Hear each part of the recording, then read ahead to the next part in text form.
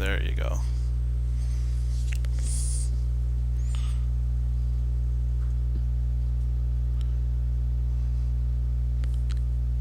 Am I live? Yep. All right, cool. All right, guys, sorry about the delay. I was trying to figure out how to work my stream key. So, all right, something's reverberating here.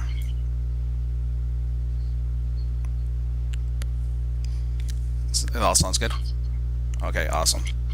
All right, guys, welcome to the Values wine tasting. As this is for wines under $12.99. This is our first virtual wine tasting, coordination between Hy-Vee, Virtual Taphouse, and Louis Glenn's Wines.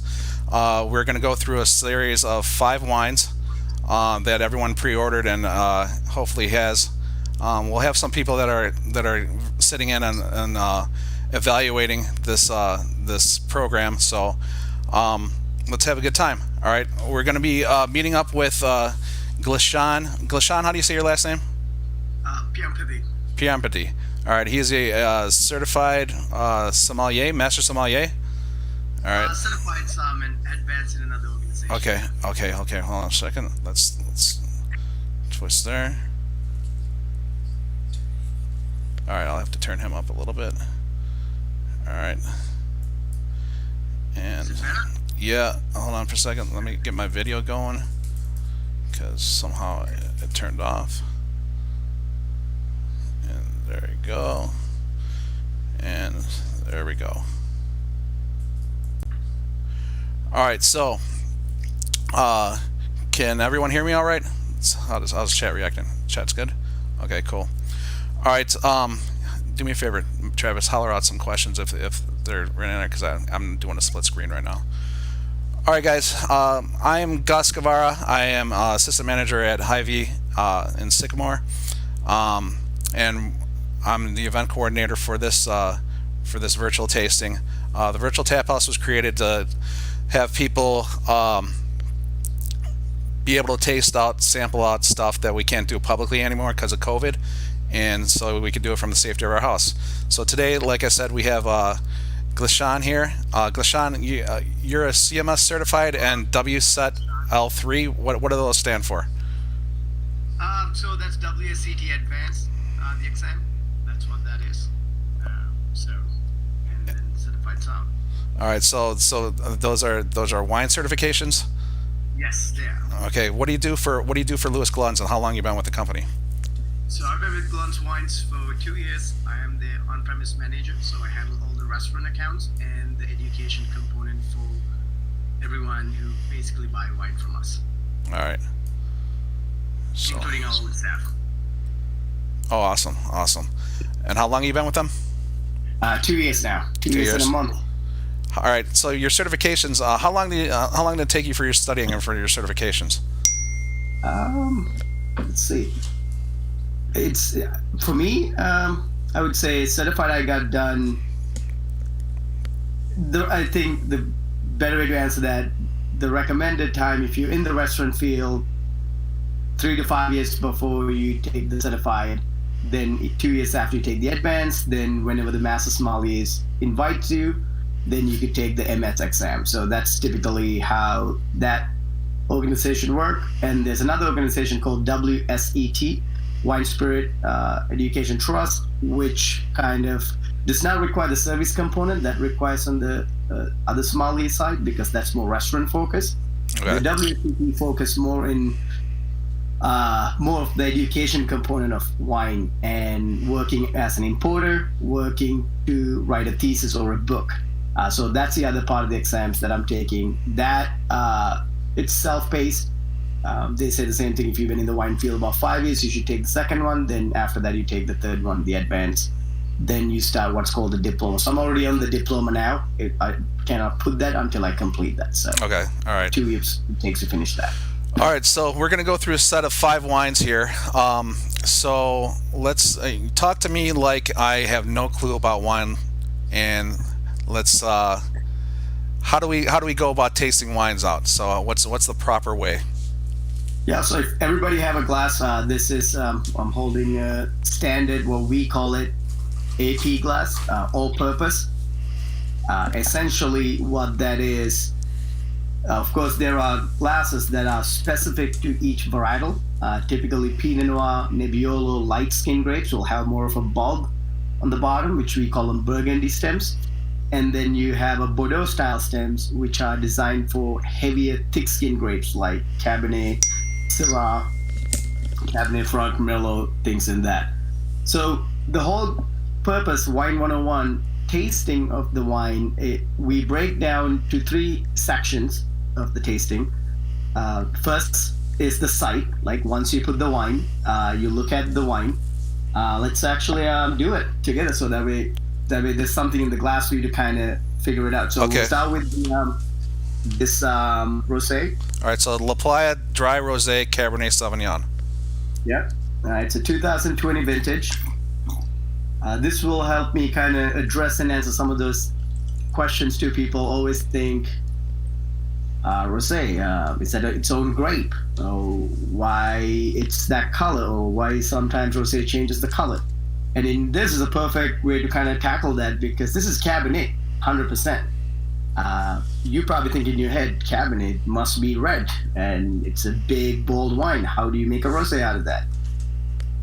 Quite simply, you could make white wine out of Cabernet as well. It's simply the grape skin has what's called the anthocyanins, which is kind of what gives you pigmentation for humans, which is melanin. Same thing in grape skin. So if you take a Cabernet grape or Syrah, Merlot, peel the skin and squeeze the juice, it'll be the same as if you're squeezing the juice of a Chardonnay or Sauvignon Blanc. So fun thing you could do next time when you buy grapes in the grocery store, grab a white grape and a red, peel the skins off, squeeze the juice, and you'll see the liquid that comes out. It's still clear. So the color only imparts from the grape skins. So from that rant to actually tasting it, so looking at it, right, it has what we call it a slightly copper salmon kind of color to it. That's kind of the color that's rosé kind of recognized as.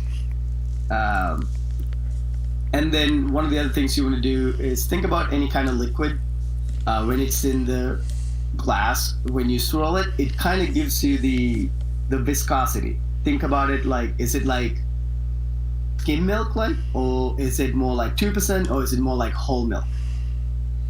That tells you the wine, the thickness of the grape, and the intention behind the winemaker creating this wine.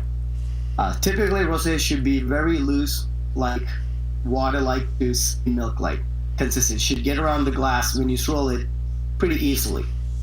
Then another thing you want to look for it afterwards is like, well, people call different names. They call it tears or legs, which basically the scientific reason for that is the surface tension.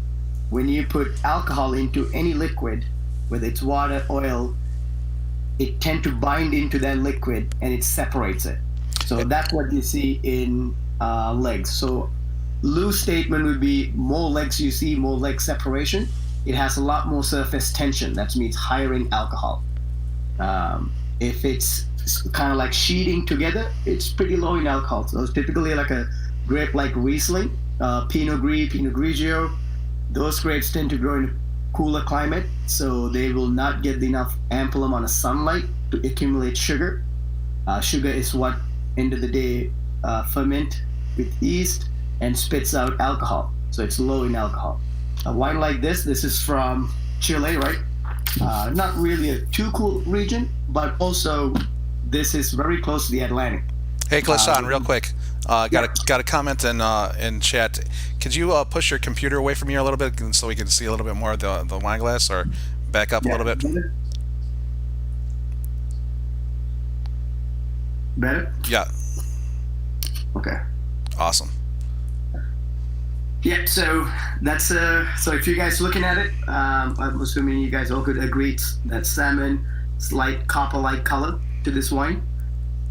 So that's basically the sight. You're looking in sight to evaluate simply, is it a light wine, medium body, full body, and the alcohol and the color. Those are the three things you're looking. And then the second step in the evaluating of a tasting is to smell it.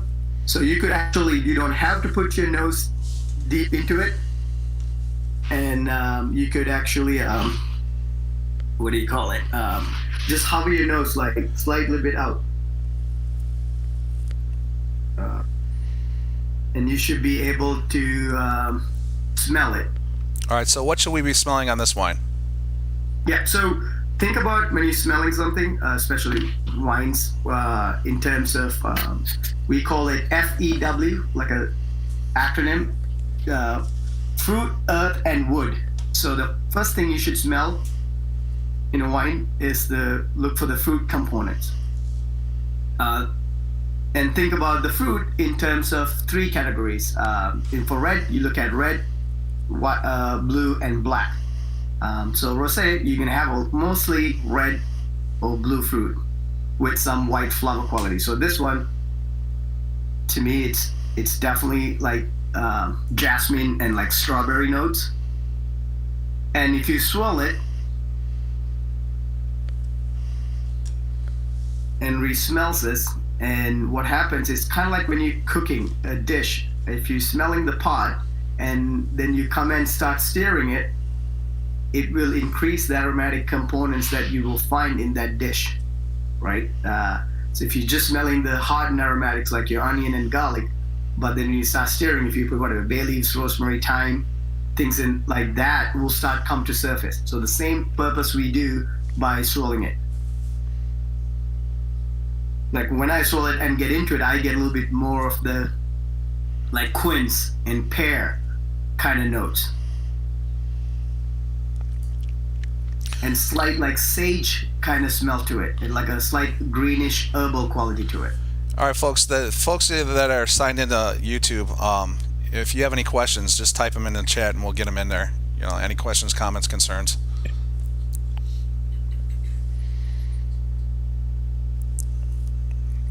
Yeah. I mean, if you have something else you smell, yeah, feel free to throw it out there. Yeah. So to me, it's mostly primary fruits. Okay, what's the next step on that? Yep, so then you could, somebody mentioned that greenish smell could be green pepper, which is a very known marker for Cabernet. Cabernet Sauvignon always will have a little bit of that bell pepper quality, which is you find it from Sauvignon Blanc side. And the next is right to the palate. So when you put the wine in your palate, don't just keep it in the very front of your palate, actually let it expand throughout. Don't shuffle it almost like Listerine, but gently. So let it go through your gums, back of the mouth, and let it hang out in your palate for like a second before you swallow.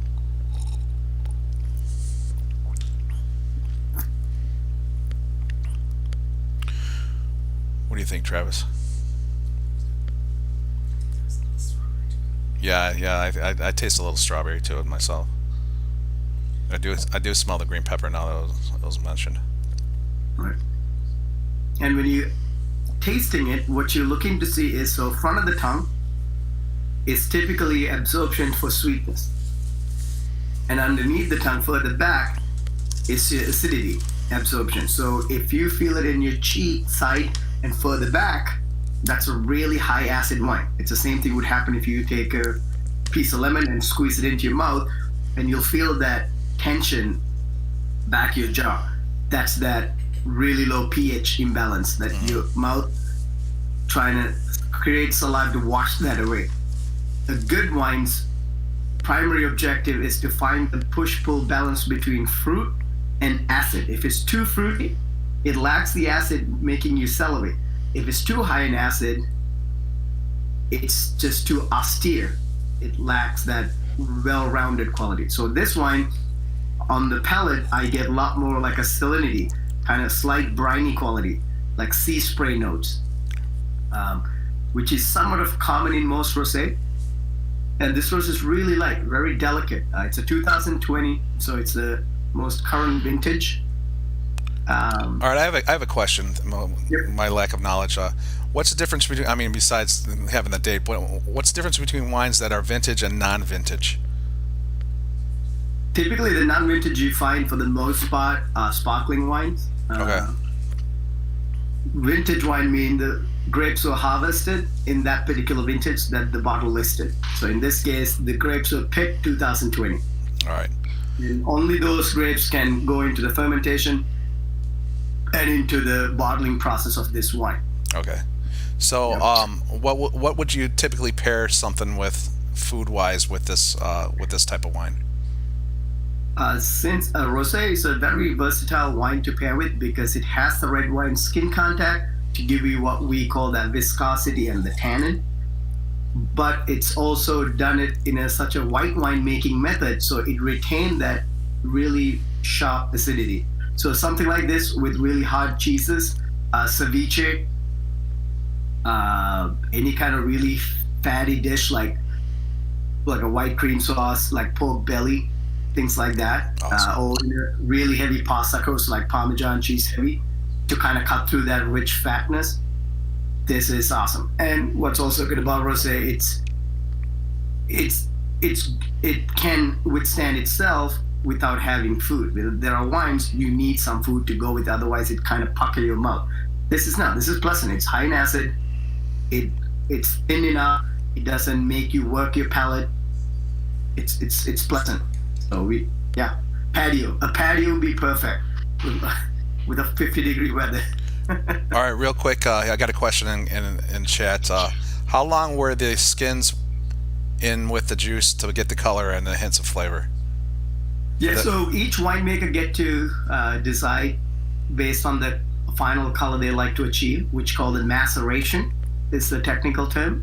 So this wine, according to this tech sheet, spent no time in maceration. So it's quickly, like it's probably less than 5 minutes of touching the skins in the fermenting and takes the skins off. So that quick coloring part is what creates this really light, soft color. Awesome. So there are certain rosés has darker color, that means you leave the skin on for like 5-6 hours to impart more color. All right, let's move on to the next one. We got a Chardonnay by Pedroncelli. All right, real quick, guys, to this La Playa Rosé of Cabernet. This runs $9.99 at Hy-Vee. So.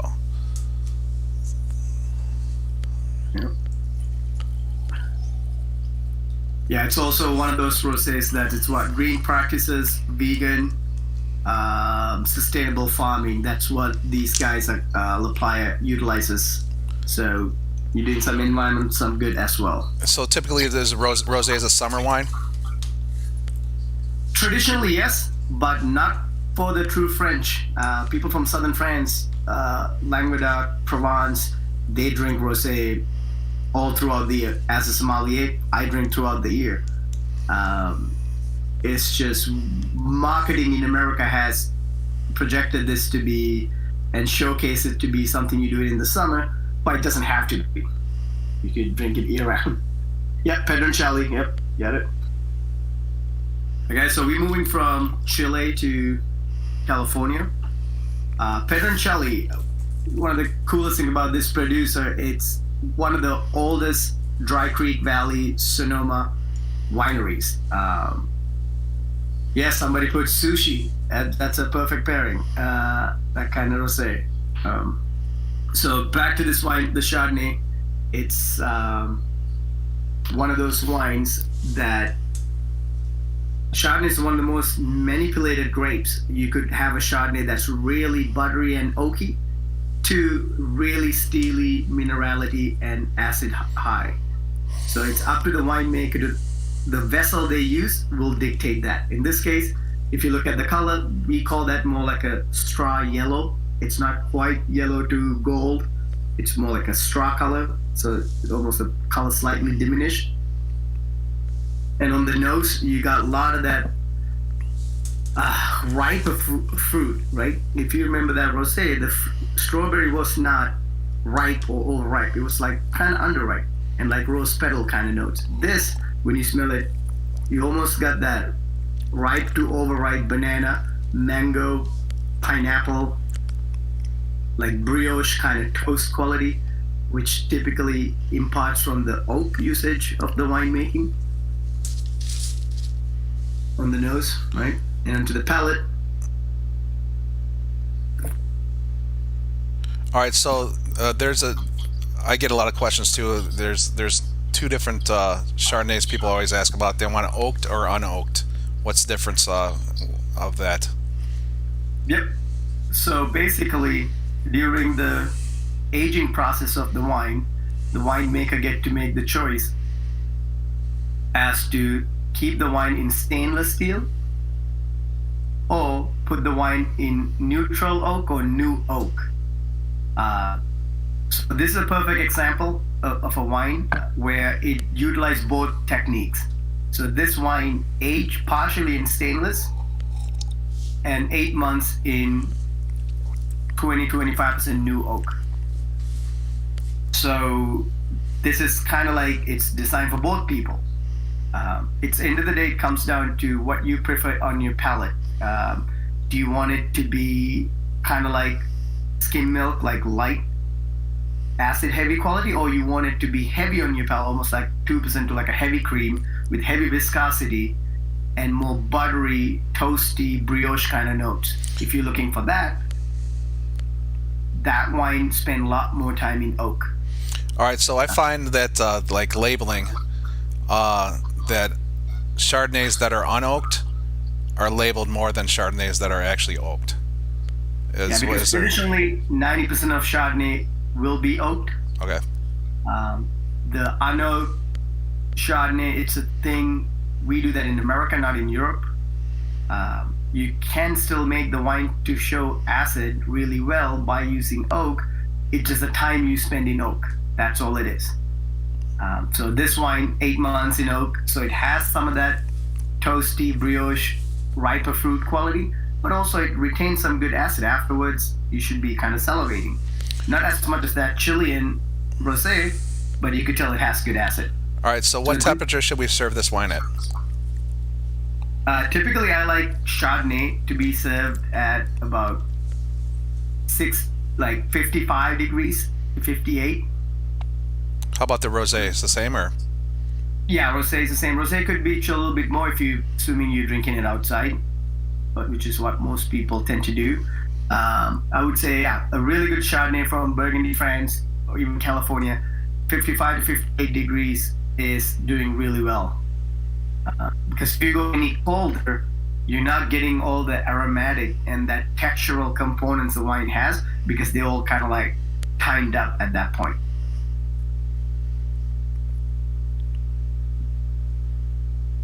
Does anybody get anything else in this wine? I mean, of course, this is one of those kind of a perfect hybrid Chardonnays where you got stainless steel and oak involvement. So this just increased the amount of type of food that you could pair with something like this. And it's one of those topics people like, I hate oak in Chardonnay, therefore I won't drink it. Or this other camp that is the opposite of that. So yeah, there's a lot of people who love and hate relationship with Chardonnay, depending on what they get exposed to. Yeah, somebody said it has little buttery notes. Absolutely, that's where you get that brioche kind of toast quality, which is definitely the contribution from the oak barrels. So what kind of food would you typically pair with this type of wine? This particular wine, actually. I mean, I'm picturing like a really good like a arugula salad with like pears and shaved Parmesan. A salad like that would be perfect for this. And also any kind of like you got your sea bass or Chilean sea bass, any kind of white fish with a light sauce with even capers on it. You could totally go with this. And again, the sushi, like for that, just like the rosé, basically the difference between the two is the dish that has a little bit more savory components, like a heavier pepper component or like Fresno chilies, things like that. This wine can withstand that heaviness, where that rosé comes short of pairing well.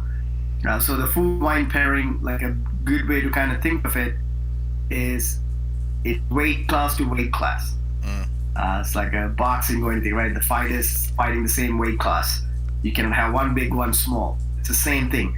So the thickness of that dish's sauce, all the components that went into it, you need to find a equal heavyweight or a contender. Otherwise, wine will either dominate the dish or vice versa.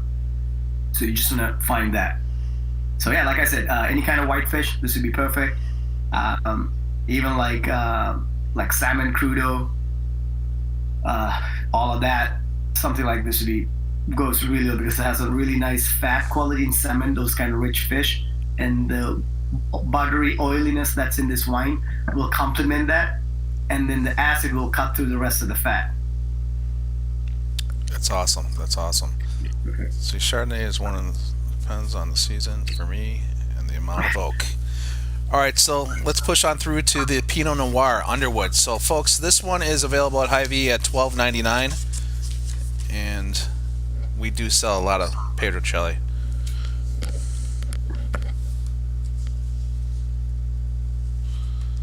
So we're going with Underwood Pinot Noir. We sell this at Hy-Vee in the 375 milliliter cans and the 750 bottles. So. Yep. Did you show them the bottles? So this is what it looks like.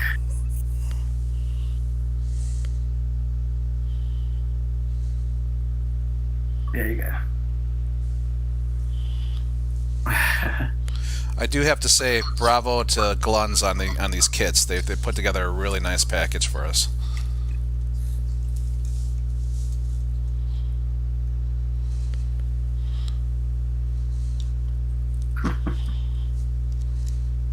It's gonna be expensive if I'm providing the food. Alright, so obviously this wine, right, we kind of go through the same 3 steps, right? You look at it, and it's right, it's a red wine, and then you could kind of see the papers that came with the wine. See if you could like read through the wine, right? And this is a light enough red wine you could see through, right? You could read what's on the page. That's a good way to kind of see that viscosity of that wine. And this, in this case, it's a thin skin, which is a Pinot Noir. And on the nose, Pinot Noir always will have a whole lot of red fruit, and depending on where it's from. In this case, this is from Oregon. Oregon kind of like the flagship region for America for making Pinot Noir now, including French Burgundians also been paying attention to Oregon, and they have been buying land there as well, because the history of Pinot Noir and Chardonnay, the birthplace is Burgundy, France, which is like central France. They're at the 45th latitude, and Oregon, Willamette Valley, also in the 45th parallel. So that makes it a very conducive to growing very similar grapes. On the nose, this is going to have a lot more of that blueberry, red raspberry, red cherry, of course, strawberry notes, but also like violet, like there's some blue to black fruit, floral quality as well. That's kind of the main difference between if you're tasting Oregon Pinot Noir versus Sonoma, Russian River, California Pinot. California Pinots will be mostly red. Oregon will give you a little bit more blue and black fruit. How much contact time does this one have? So this Pinot Noir, it's a red skin, so it gets the full contact time until fermentation is done.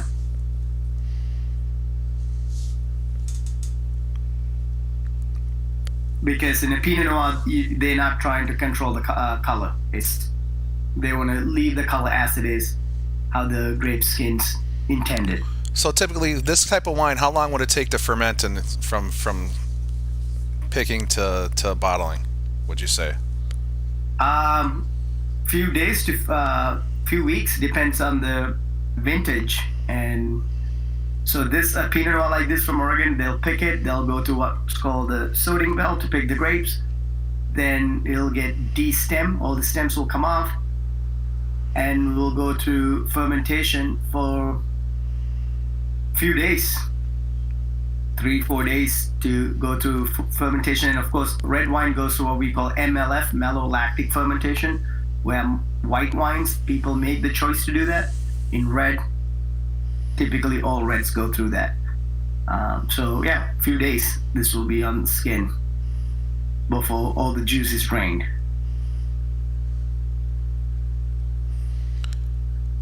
Bright ripe cherries, raspberry, and violets. Yep. Yep, and onto the palate. And in the palate, we're trying to confirm the things we smelled on our nose. Can we pick out the same aromatic components on the palate?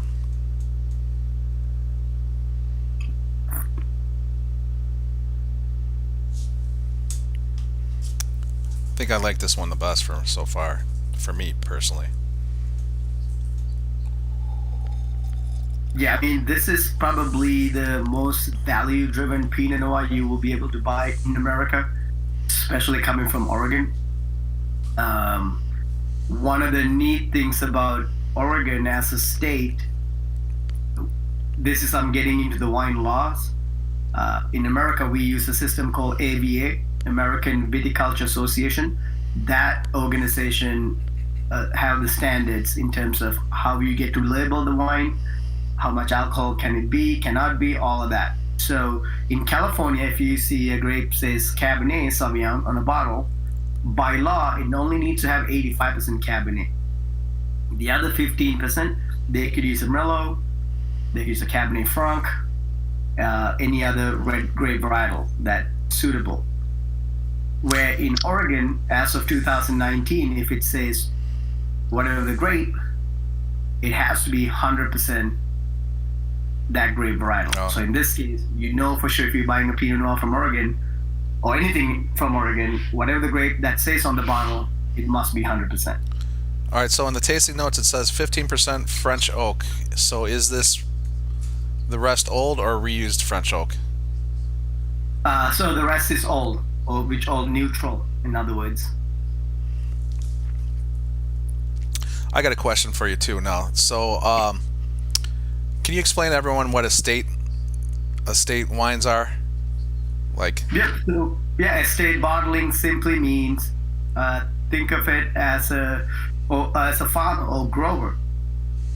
It's your building, right? A chateau or like your winery. You own the building, and the fruit come from your own land. You didn't buy it from your neighbor. So that's your estate fruit. If the estate label is not there, that simply means I might use a co-op facility to make wine. I'm a winemaker, but I don't have my own land or winemaking facility. So there are a lot of wineries like that in America. Actually, that's the majority. They use a sharing co-op facility to make the wine, and they purchase fruit from local farmers. They go and say, hey, I'd like Napa Cabernet, 5 tons. Then I'm going to put my own label, I'm going to make it. And that's going to be out in the market. So nothing really wrong. I think at the end of the day, it comes down to a lot of winemakers starts that way. It's a choice. I mean, if you being cognizant about where you put in your money, estate pays directly that person who's behind this wine, right? There's nobody in between. So that's what that entails. all right, so what would you pair this wine up with? It's a Pinot Noir, so again, another very versatile wine to pair with a lot of things, even including some savory fish dishes. I mean, I would say like rotisserie chicken, like Greek style chicken, that kind of potatoes. Pinot Noir is very classic pairing. And traditionally, it typically goes with duck or rabbit. That's like the two main things Pinot Noir pairs well with. So yeah, any good the duck breast with like turnips, that kind of compote sauce. This is awesome, and this is light enough. You could even do it with a kind of a stronger cheeses, like a sheep or goat cheese, semi-hard. you could or like funky like Epois from France. This kind of wine can keep up with that because it's not overly tannic to overpower the delicate food, but also it has a good enough weight in the palate that you could do with multiple different things.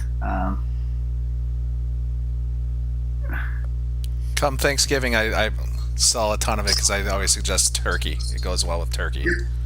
Well, yeah, chicken, turkey, duck, rabbit. It's kind of the same family of things in terms of textural wise. Those proteins. So yeah, it's typically Pinot Noir or Gamay is like the classic pairing for Thanksgiving. So. All right, let's finish this off and let's push on to the next one. Anyone have any questions, comments, concerns out there?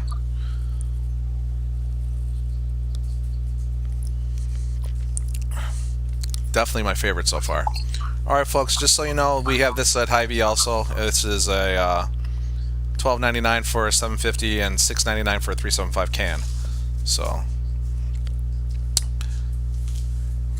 next is the Pedroncelli Friends Red 2018.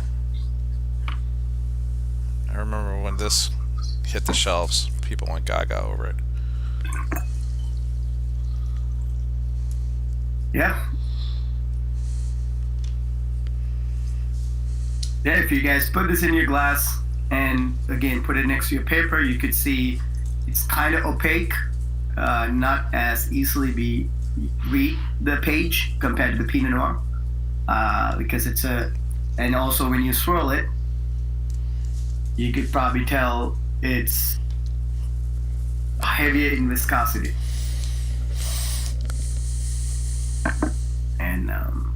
And yeah, this is a blend, right? A blend of Merlot, Syrah, and Zinfandel. Very thick-skinned grape varietals. I got a question in chat. When do you decide to aerate a wine? Typically, any wine can benefit from aerating for like an hour at least. You don't even have to put in a decanter. You could open the bottle, leave it out for like 2 hours or so before dinner.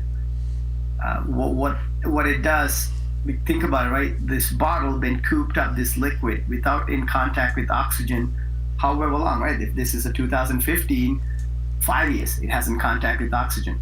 Wine is a live thing, not like whiskey or any other product where it doesn't change with oxygen contact. So keeping that open, the bottle allows just a small amount of air to come in to kind of engage with what we call the flavonoids, tannin, all the aromatic components that's in the wine. So when you pour into a glass, it's a lot more exuberant. So in the wine world, we call it, when you taste the wine, oh, it's tight. That means it did not receive ample amount of oxygen, or wine is too young. You shouldn't have opened it. It needs to rest 3 more years before it's ready to drink. For today's setting, what you guys are tasting at this price point, these wines not designed to age like that. I mean, certainly you could age these wines easily for like 3 to 4 years, but not longer. So yeah. So even these wines, if you open it out before you're drinking it, it will show that much better. So as an average consumer, how should we be storing these wines? If we're not aging them or anything like that. So I mean, a basement or a dry, cooler place, always keep it laying down, not upright. That's the main thing. When you lay it down, the liquid pushes against the cork, kind of creating a barrier of seal from any oxygen entering. If you keep it upright, the gap between the cork and where the liquid in creates that pressure and continue to push the cork out gradually over a period of time.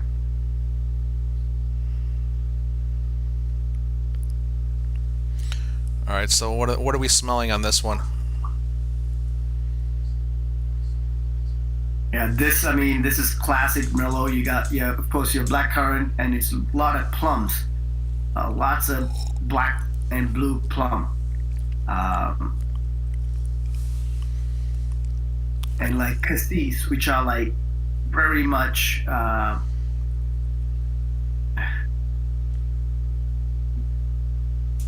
yeah, you got your cassis, blackberry, blueberry, plum, all those red and blue fruit components, and almost like a touch of like fig, like racinated quality that you find in a wine like this. Yeah, I get a little white pepper off it. Someone said that in chat. Yeah, which is again, yeah, classic marker for Syrah. Syrah always will have black pepper notes. Onto the palate, see if you can confirm that.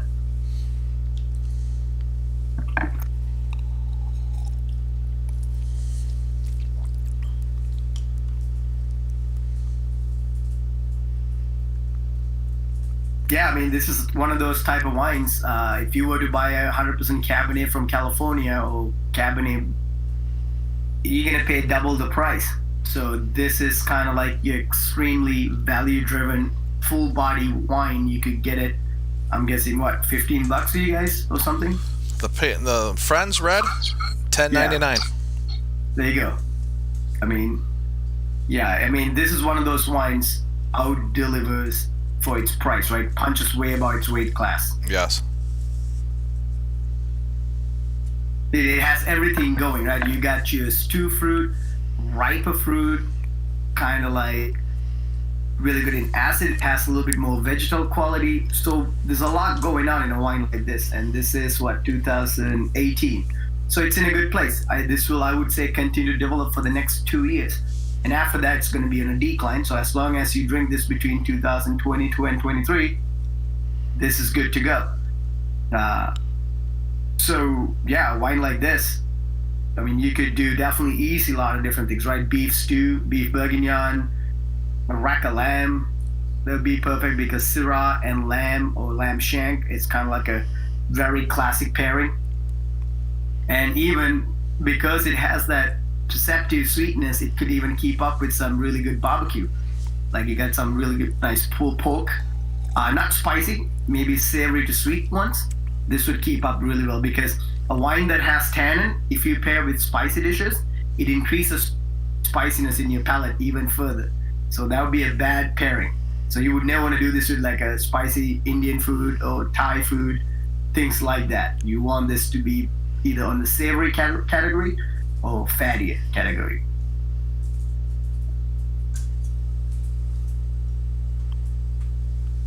Yeah, it's beautiful color to it too, right? Nice crimson kind of color. Yeah, it's people are saying they say more tears and legs on this one. What is that indicative of? A little bit high in alcohol. If you think about it, Zinfandel, it's one of those grape varieties that rush to sugar during the growing phase. So this is going to be high alcohol compared to the other wines we had so far. So yeah, it says bottle says 14.2. Where your Chardonnay, Pinot Noir was 13. So, which is great. You could see that the small legs, and when you smell it, it should almost like burn your nostrils. That's the kerosene. That's the alcohol component that's you're getting. This obviously has a little bit more of it, and it's very pronounced. By no means this is a high alcohol red wine. Typically, when it's go 15 and up, we consider the wine to be high alcohol. 14.2 due to global warming. If you were to speak about this 30 to 50 years ago, 14.2 consider high alcohol. Not anymore. Because today, most wines are in the 14 range, especially in America. You barely find anything under, unless you're buying a Pinot Noir from Oregon. Yeah, this one's enjoyable too. Very enjoyable. Yeah, wine like this could benefit greatly if you really leave it out, open it, or if you have a decanter, keep it in a decanter for 1 hour. Others just take the screw top off, leave it out for like 3 to 4 hours before you start getting into it.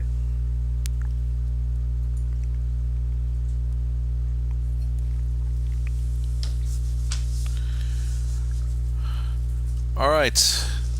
Last but not least, let's push on to the Casa del Bosque Cabernet Sauvignon Reserva, 2018. So again, back to the area that we first had, right? Chile from La Playa. This is, if you look in the color, it's probably the deepest color we've seen so far. Yes, question was the ABV is climbing up in all region. Absolutely, including like the most northern parts of wine growing in Mosel, Germany. 10 years ago, 20 years ago, a lot of the Rieslings at a certain quality level, they call it either Trocken, Cabinet, Spartlese, like that's the tiers of residual sugar that's in the wine. It used to be like 7-8%. Now you will not find a Riesling from Germany under 10% alcohol. And I'm talking about these people are at, very further up, 48, 50th parallel wine growing, the most upper extreme of wine growing. Not only that, they grow these wines in really steep slopes throughout Mosel, Rheingau, all throughout these hillsides in the rivers. And that's happening everywhere. Like when you drink a Pinot Noir from Burgundy, if you buy a year 2000 Burgundy Pinot Noir, most likely be 12.5 alcohol, maybe hitting 12.8. Today, 2015 and up, all the Pinot Noirs that you find from Burgundy, it's nothing under 13.5. We always talk about it. If you talk to a farmer, they'll tell you if there's a climate change taking place or not,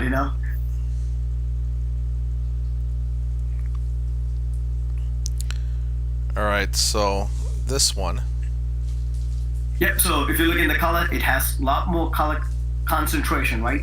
When you put it next to the page, you can see it's really dark in color. And when you swirl it,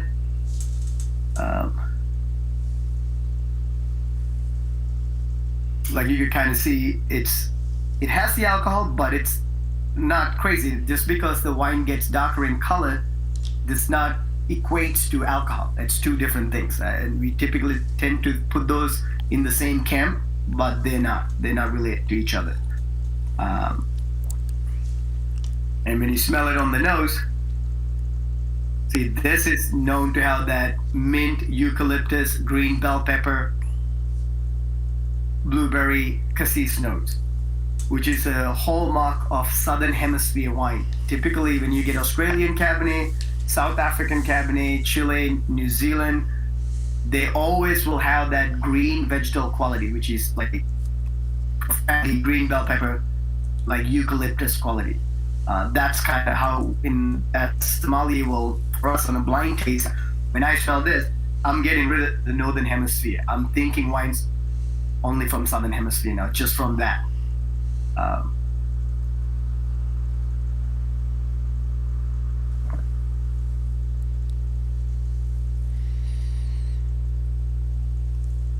I could definitely taste the difference between the alcohol in it, the ABV.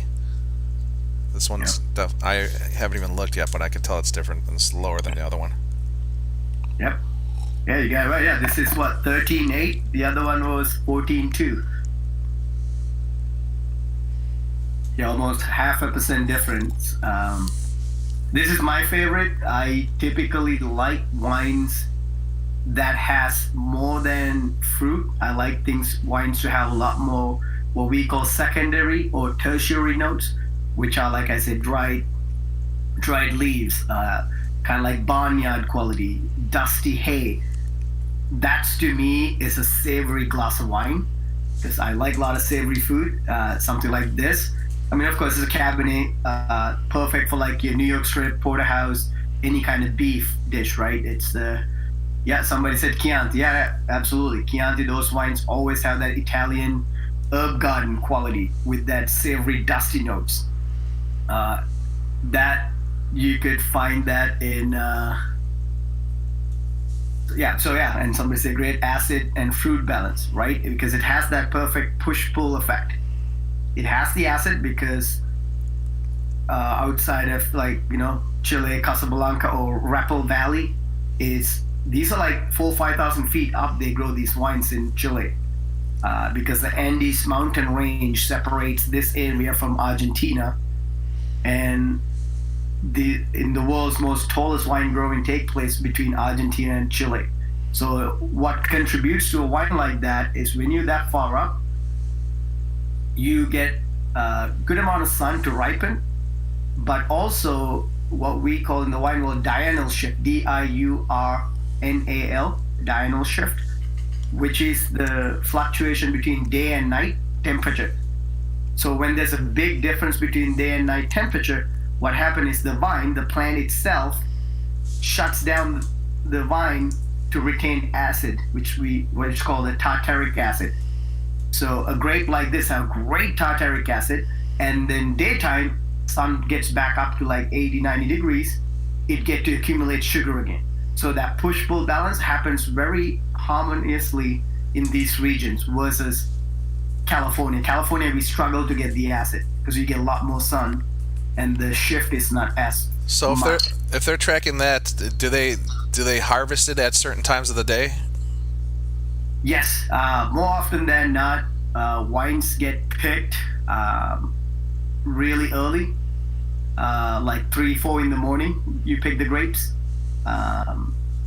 Then, of course, when you pick it, so that's what the time you pick it, but Yeah. also you have to wait. So this is southern hemisphere, right? So they in the opposite of our time frame. So they don't pick their grapes September or October. They pick it like February, March, because that's their fall.